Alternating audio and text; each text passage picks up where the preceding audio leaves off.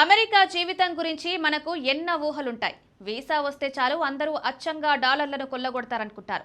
కానీ అక్కడి రియాలిటీ తెలిస్తే చాలా మంది ఒక్కసారి వెనక్కి చూసే పరిస్థితి వస్తుంది. ఇందులో ముఖ్యంగా ఒక పెద్ద భారం హౌస్ రెంట్.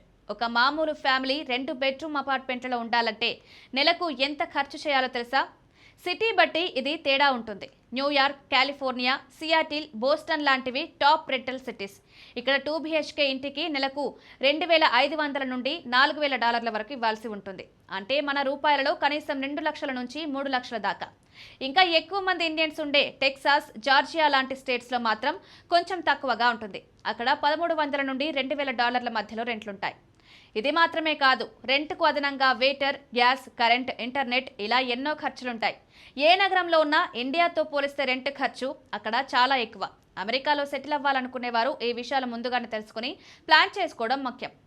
మరీ ముఖ్యంగా ఒక్కరే వెళ్తున్నారా లేక ఫ్యామిలీతో వెళ్తున్నారా అనే దానిపై బేస్ చేసుకుని హౌసింగ్ ఖర్చులు భారీగా మారిపోతాయి.